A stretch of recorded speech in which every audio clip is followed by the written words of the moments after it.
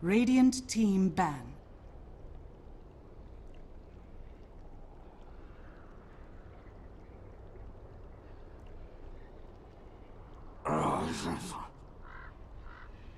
Dire team ban.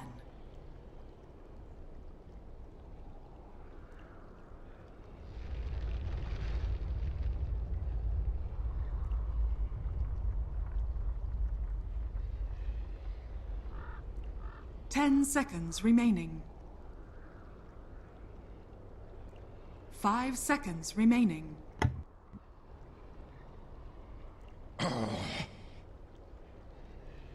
Radiant team ban.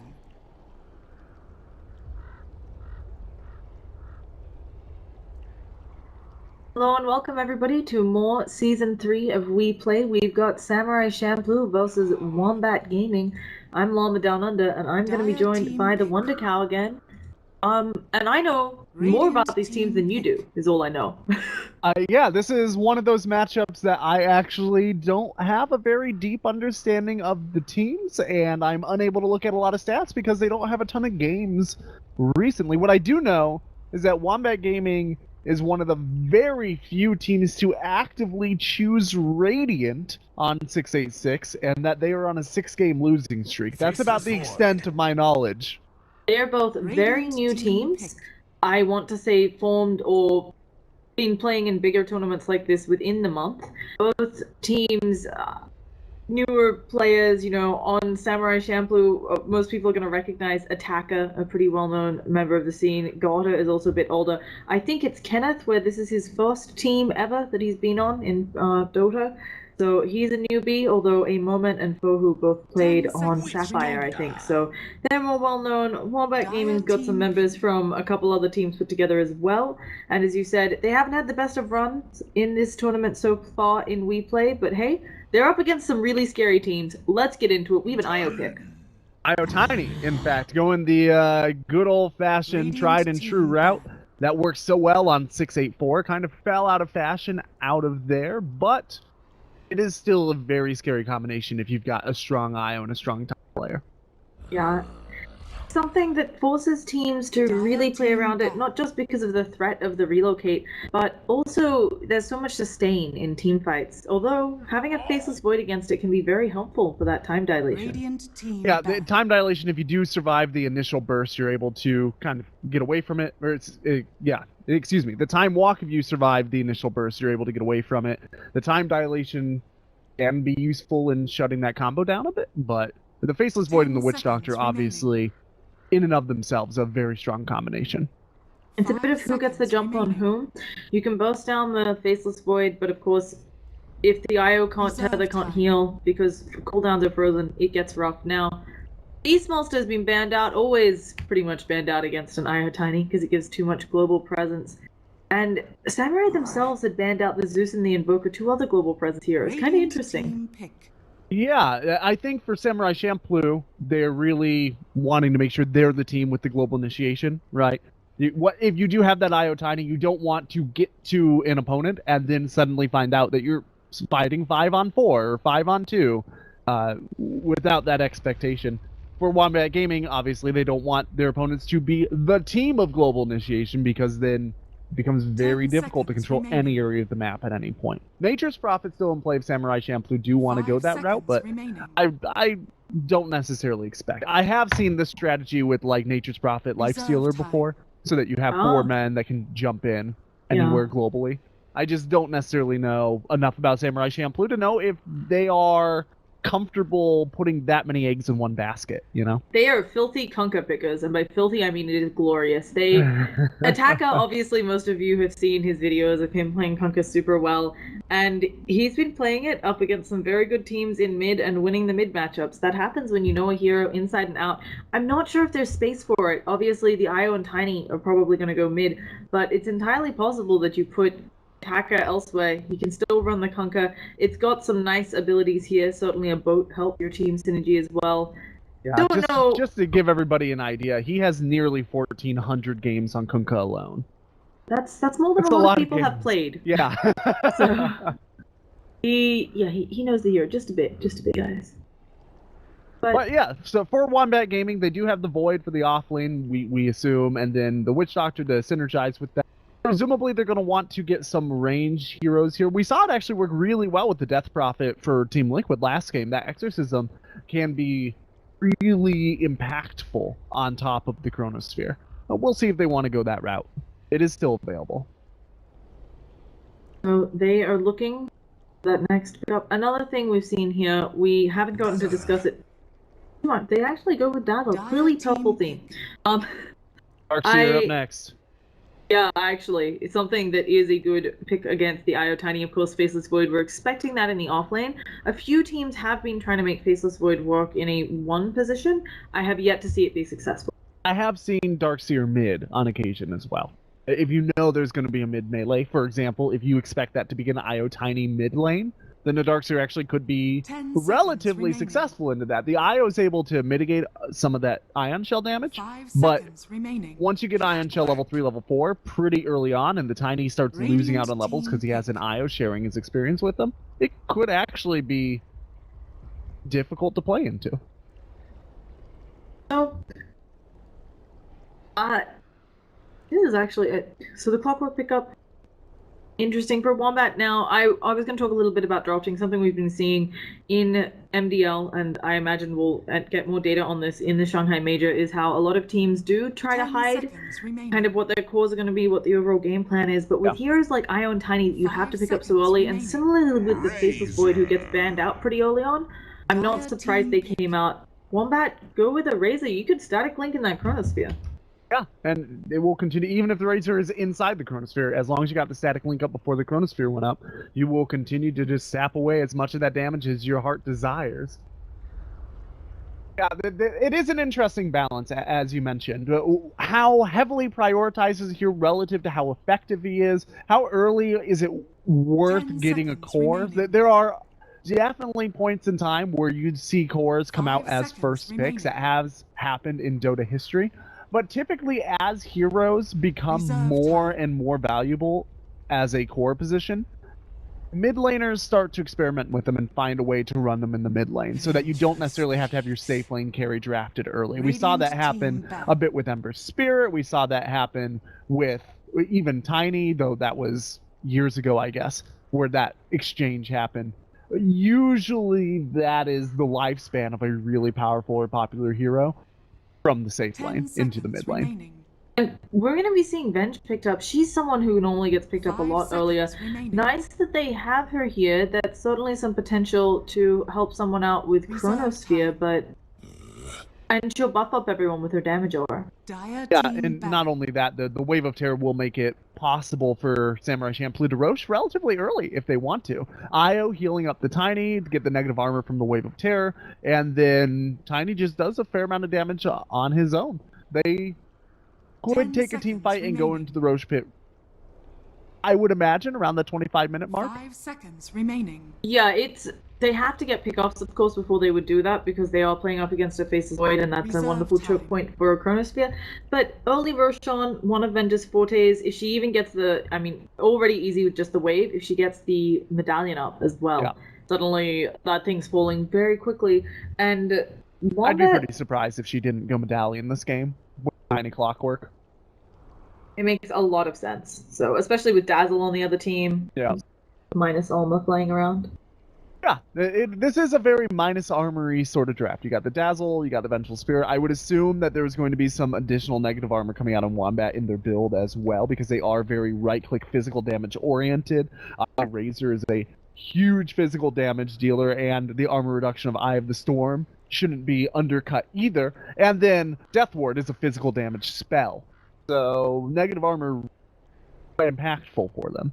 It's going to get pretty interesting as we get into the game, because with such a physical damage lineup, Wombat isn't really forcing Samurai Champloo to get up BKBs. You can argue that maybe the paralyzing cost will be irritating enough, but there's a lot of things that pierce BKB on Wombat, and then a lot of physical damage. So Samurai Champloo may just be able to go raw damage items, and they'll have to take the team fights well. but being not forced to buy up such a huge item like the BKB frees up your carry to get a lot more damage. Yeah, it's all about initiation for Samurai Champloo, right? They've got 3 big initiating heroes. Tiny very well may even go into a Blink Dagger as well. Once again, I expect that Tiny to go into the mid lane with the IO. Not necessarily guaranteed, but it does look like a game for that lineup. They get a relatively safe laner. I was going to say the Ember Spirit, but he did get banned out. And I'm not a huge fan of the Ember Spirit, to be honest. He is the least successful hero this patch in terms of his average ranking lost per game. But he would fit with the global. He would fit with being able to kind of lane on his own, so the bench can rotate. He would give the Tiny the potential to lane out of the mid. It would give them some lane clear. I'm not sure what else they're going to do. Maybe a Spectre could be their fallback there. 10 seconds remaining. I agree. It's just an interesting, like, first of all, both teams have burnt down a lot of time. They go with the Morphling. Dire team pick. It goes from purple to blue slowly across your screen. Do not adjust your TV sets. Do not adjust your monitors. We've seen this a couple times from teams trying to make the Faceless Void Morphling work. It's good because you can definitely, if you get the shotgun up burst, do a lot of burst damage from outside of the Chronosphere with that Blade Adaptive Strike. But the downside is Morphling's range is so small, if the Chronosphere isn't perfectly placed, it's so hard for Morphling to maneuver around and get stuff done. What I do like about this synergy, more than most of the time where you see Morphling Faceless Void, is that Razor, Dazzle, Witch Doctor, Faceless Void together have tremendous AoE control. They counter-initiate into team fights well. They push fairly well, which means the Morphling should be able to open up some space and split push and farm on his own relatively safely without being needed constantly in fights. And that's a big part of getting a Morphling off the ground and running successfully, is that your team has to be relatively self-sustaining for a while. Morphling really is one of those classic one-position carries. So, Attacker is going to be taking the Magnus mid. It will be Tiny safe lane. I was wrong. A few times. Something we've seen him do the mag mid a few times. It also might be in the safe lane. We'll see in a second. Because they also, I mean, you can still run the IO Tiny mid and then run Attacker in the safe lane. They have options, but Venge in a weird spot. Either way, we're headed out. I like the Magnus here. It certainly seems like a pick that will help their team fight. Do you think they actually have the burst damage to kill off everybody, though, in that RP? Tiny stun stacked on top should be enough to at least force WG to scatter. And then if you do get a really good power cogs placement, you could either trap the entire team or zap the mana from the entire team. So the synergy is there. I do question how easy the execution will be along with you. The Tiny should be able to blow at least one up, though. If you get a good, like, say, 3-man RP to open up a fight, and Tiny jumps in with an avalanche toss, that's 2 of their heroes at least down half their health, and 1 of their heroes open a fight. And at that point in time, Champloo just have to lean on their advantage in the fight to make sure that they don't make any. So it's really not necessarily about blowing a hero up completely so much as starting the fight in a really advantageous way so that they can win out of the routing opponents.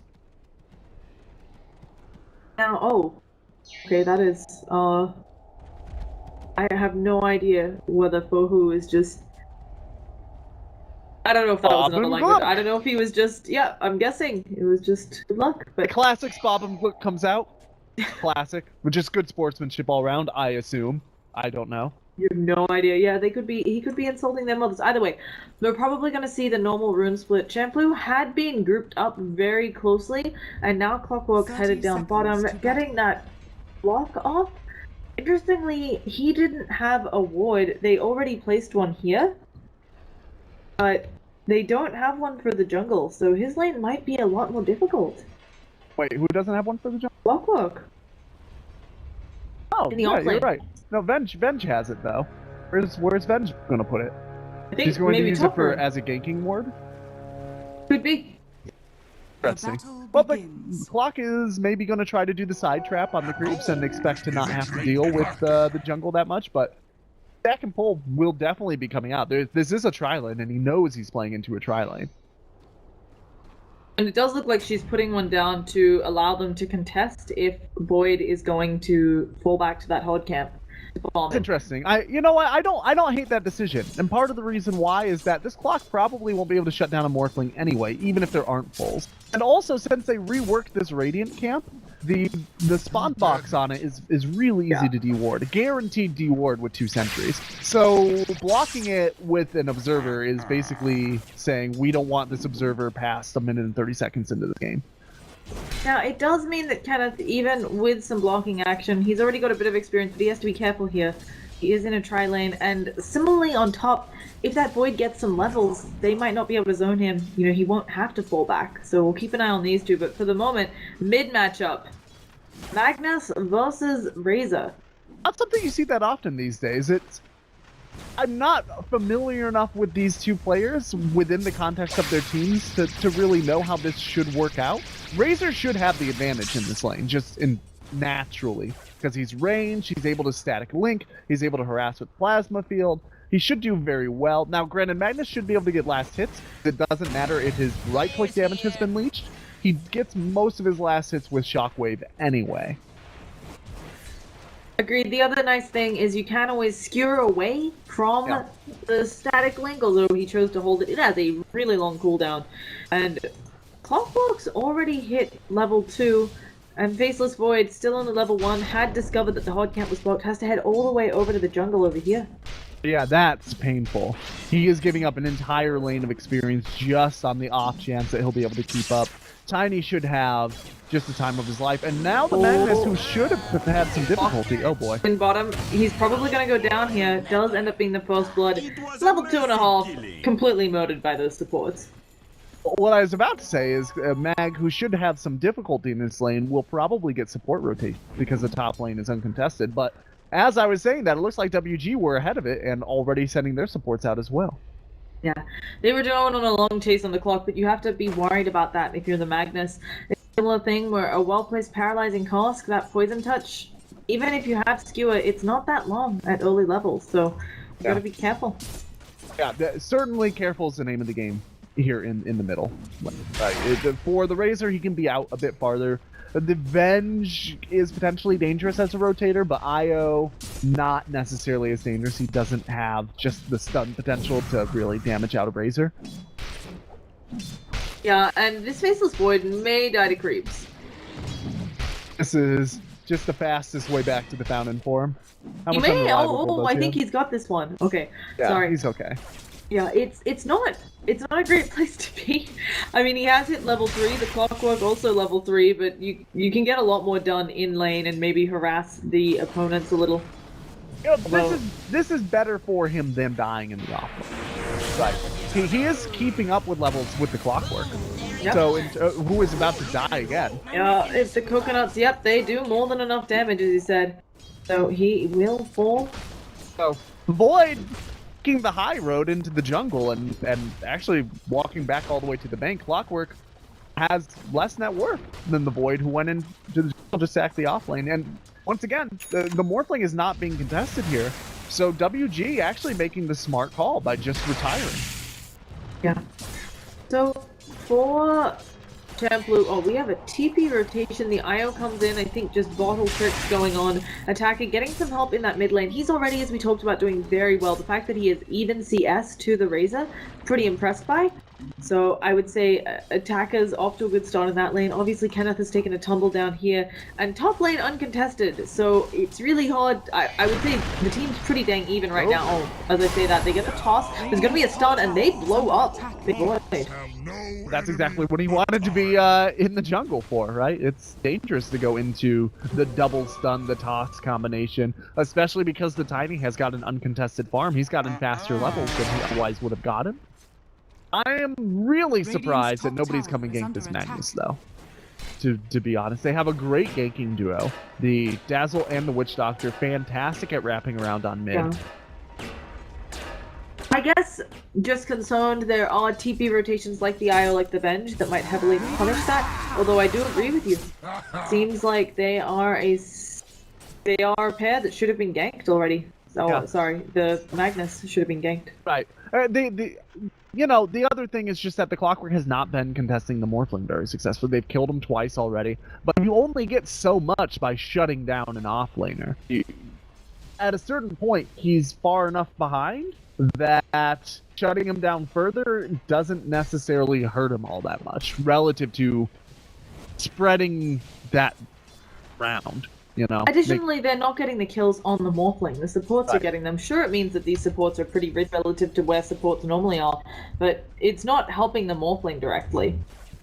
Yeah, it really does come down to that they're not gaining as much out of that lane as they could be from the rotations. IO is just sitting here waiting. I love this location for the IO. He's waiting till he can get a tether that will go through the Razor so that they could potentially use that slow in order to get the Magnus up for the skewer. It is incredibly ambitious. Kenneth probably going to fall here again. The time dilation has come out. He has no support, and he is taking far too much damage. All his cooldowns locked. Finally coming off being locked. Can they catch up to him? There is a time walk in 7. Attacker is there, and they have to back up. They expended a lot for that. IO coming in from behind, hitting them with the balls in the face, and now we're going to be seeing Fohu. Oh, the shockwave not long enough. Stun does come out. They should have the auto damage here, and they get a kill in return. That was a bit of Benny Hill moment. The IO teleported bottom, and Clockwork ran away from bottom, so he was struggling to up. Ended up working out, though. The WG overpressed, I would say, there. Moving up into the high ground is always... If you can't get the kill before the high ground, moving toward a mid lane, it's worth considering backing off at that point. It's always something as well. You're running into a Magnus. You have to be careful if you're grouped up. And again, this is just another thing. Tiny was getting free farm while all of that happened. Magnus is tied in this lane. It seems like something good for Champloo. Speaking of something good, they have a shockwave coming out. I think Attacker, if he'd hit that, would have gone for the kill, but unfortunately missed. Attacker does have his mana boots up now, and the Tiny is very close to his Blink Dagger, which I assume that is the go moment for them. They get the Blink Dagger on the Tiny, they have the mana boots on the Magnus, and they can just delete any hero they want from Wombat Gaming. And wow, look at this nice stack put up in the jungle as well. 2 of them. Yeah, now, of course, with the magic resistance, these things get a lot harder to kill. This is going to take a lot longer than usual. But they also have the Howl. They'll try to put some more damage out there. Garter needs to be healed back up. Getting some of that.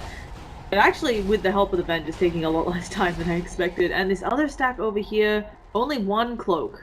That's a nice saving grace. The very, very small saving grace. And no ancient stacks, at least, but nobody can really take them at this stage anyway, since we only have 1 level of power on the Magnus. I mean, until... Yeah. Okay, God is getting very low. That has to be careful. But this does... Blink now. They can actually relocate them back. Oh, no, they can't, because it's only level 4 on the IO. Very common. The IO's been stacking. In a tri-lane, gets even less than the IO would normally in a duel. Garter just ate a mango instead of giving it to the IO while he was tethered. That was an interesting decision. Just, I'm going to eat this in front of you, and you can't have it, even though I would benefit equally from it if I gave it to you. Yeah, these things happen, though. Not always remembering those fun interactions, just worried about getting their farm up. While this is happening, the Magnus is also getting, halfway to the blink. I don't know whether the go moment is the Tiny blink, or whether they say, let's wait until... maybe Tiny can get some single pickoffs? It might even be they're waiting for the IO relocate, right? On top of that blink. Still nothing coming out for Wombat. They are being extremely passive. They have no core items up. The Razor has an Aquila, and that's it out of this mid lane that he ostensibly should have been winning. He, in fact, is winning in terms of pure net worth, but in terms of actual efficacy out of this lane, the Magnus has been doing a lot more. Getting a lot more actively useful items up. And we can see both the net worth and experience starting to trend in favor of Champloo. I think it's also difficult for Wombat Gaming. How do you... Okay, we're going to be having Razor sapping a lot of damage. In comes Tiny. There's the shallow grave. He's going to throw the toss backwards. They should be able to get for Razor here. Although a really nice static field doesn't bring him quite low enough. The turnaround going on to Garter. But that's the disengage.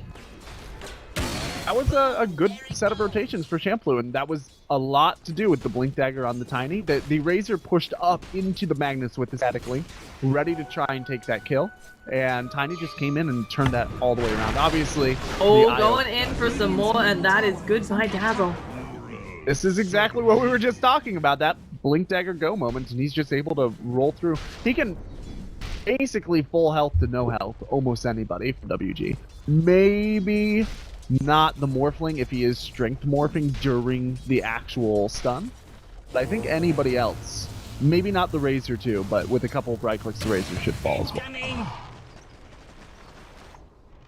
And there's no good defense against that, as you mentioned, right? It's Razor, a couple of right clicks, maybe a rocket follow up. If that's what's killing your team at 10 minutes in, this Tiny doing good work already. Has drums almost on the way. Right, just those couple of kills goes from, just Blink to having full treads, drums. Is under attack. Yeah, he did have the drums before, he had the treads before he had the Blink, but the drums are new. And it's just going in favor of Champloo, and this is without even the relocate or the alt-P online. Yeah, they're not even worried about the relocate. And as you mentioned, it is really, this is a gank-oriented squad for Champloo, and they're really not ganking yet. So for WG, you've got to be shaking in your boots. Right now is the time to go out, make sure you have as much vision up as possible, and they do not, because you know the ganks are going to start rolling in rapidly and without breaks very soon. As soon as IO relocate is up, Blink Dagger's up on the Magnus, and the Clockwork feels comfortable moving in with those hook shots, if you don't have vision, the game is pretty much over. Yeah, so stand-in Razor is chillaxing over here. Faceless Boy does have a Chronosphere. The smoke should have run out by now, but they've moved up higher. They've been seen though. And I don't think the IO Tiny is going to get too much done right now.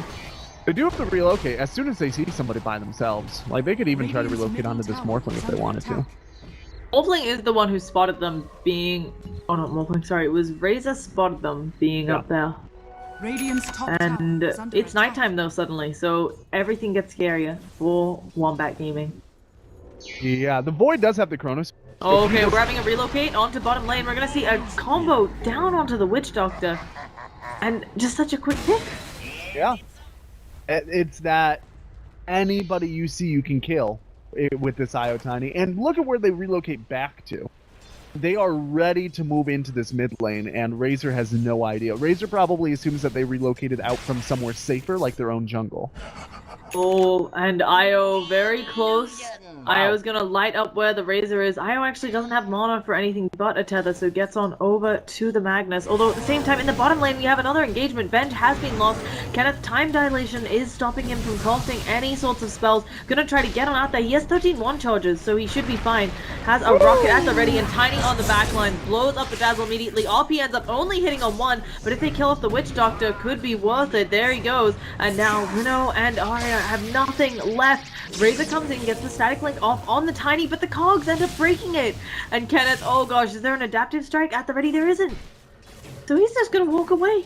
Doesn't even have adaptive strike leveled at this stage. No, and Gorta comes back in, does half of Winnow's health. He backtracks all of that with that Time Warp. The Eye of the Storm is active and cooldowns unable to be used because of that time dilation. It looks like a moment, maybe it's overextended here, taking damage. He doesn't go down, he gets away with like 5 health. And now they're turning around onto the Razor, the Morphling's being blown up, the Shallow Grave comes out. This team fight's been lasting for years. Yeah, Tiny is doing over 200 damage a pop. Oh, and they're not done yet. Here comes the toss. Goodbye, Dazzle. Oh, Winnow goes for the time walk away. Skewer off the mark, but it's okay. The swap helps it out, and Winnow will fall. What a meat grinder that was. Just, they kept feeding in pieces of their team. Okay, they just found Razor as well, who was unable to TP away and will just die to this clockwork. A little advice. What do you do after that if you're Wombat? 3 and 11, you just sprayed it out. I don't yet.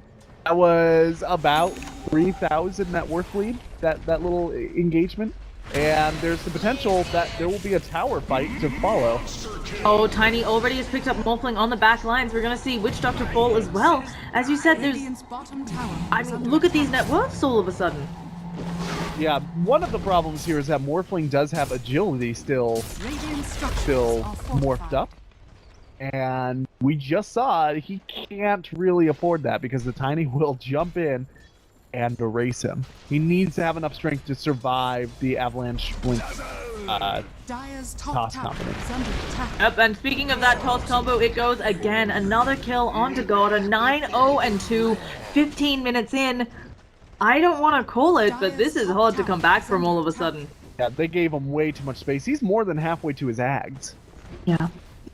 At 15 minutes with Blink Dagger Drums. Oh, okay, and now they... getting another one. He gets the Faceless Void, a notoriously hard to kill hero. He is just picking them off left, right, and center. There's nothing you can do here. No Radiant's hero middle tower on is under WG that attack. can survive that toss right. If you can see the Tiny, or more importantly, if Tiny can see you, he can kill you. They need Oh, to be Razor really aware of has that. found out Bohu. Bohu actually coming back in, maybe, trying to get off that magic missile. They're gonna stop all action because Tiny is here. Yeah, if they can't see him, they can't engage. They need to know where he is before they try to make a fight happen, or they need to just get a really good Chronosphere. Right, those are their two options. Now that is the saving grace. You mentioned the Chronosphere. Obviously, if they can hit one on 5 of them, they've got some hope with the Death Ward, but even with that long duration, do they have enough to kill one of them?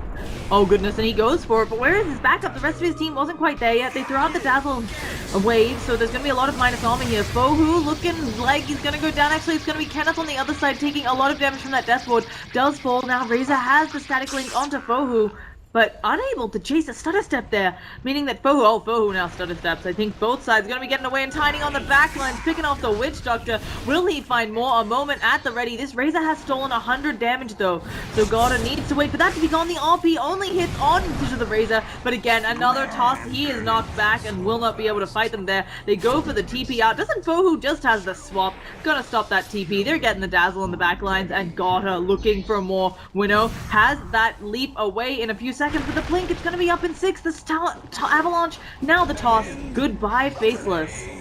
If you can see this mountain coming at you, you've got to run and hide. He's got Ags now, which means no tower is safe either. And he's doing a celebratory toss of the IO in his face. That is a over 10k network lead. Yes, they're down all their tier 1s, but that does not make that difference. Things have snowballed out of control. We can look at the timer.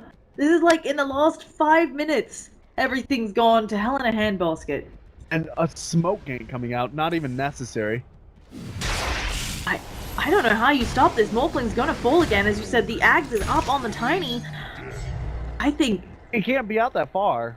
He does not know where Tiny is. It comes down to that. If you do not see Tiny on the map, can't be out that far, and arguably he shouldn't be out that far without a replicate up anyway, because even strength morphing, as we just saw, he can't survive that damage onslaught.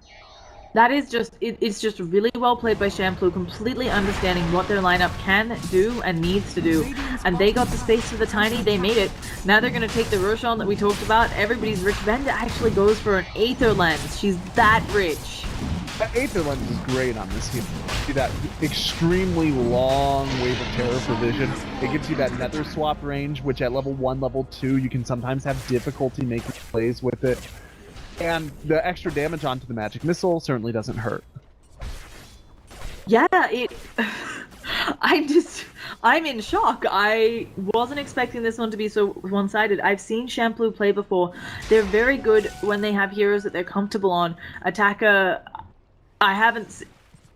This isn't Flame or anything. I haven't seen him play anything but melee mid heroes. You know, it's not really what you normally say when you say, "Oh, this mid player's hero pool." I'm sure he's versed on others, but obviously they understood the Magnus was great here. We're gonna have a Tiny and Io try to make something happen on the Morphling this time, not getting the kill. Morphling's coming forward, throws out an adaptive strike onto a moment, but I don't think you want to be there. There's going to be a Chronosphere. Oh, no, no, he gets the toss off before the Chronosphere comes out. And Gorda, he does need to wander away here. All of his cooldowns are frozen, but his team is coming. A hook shot on from the sidelines. Winnow, he's pushed backwards as well. Gets the Shallow Grave coming out. Gets the Chrono onto 2. The stun flying out. There's going to be a Deathwood on the side. Kenneth may have given his life again. The coconuts come through though, and he's being buffed up. The Island relocates him home. RP onto 2. Alex is falling. Razor's gonna be next, and on the back lines, Tiny has picked off the Witch Doctor. God, this Venge and Io working in tandem there You could not have asked for better support movement. Morphling tries to give it a go onto Garda. He is morphed all the way to strength, and Garda still might kill him. Tosses attacker on. Now there's the avalanche. There's gonna be the skewer backwards, and Morphling is dead. This is time to start thinking about GG, right?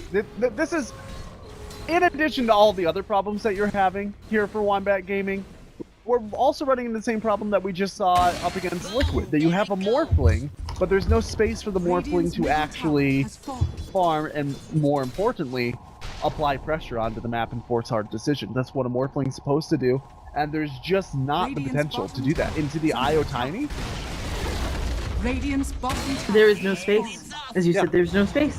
They're 20,000 net worth ahead on Champloo, 20,000 experience.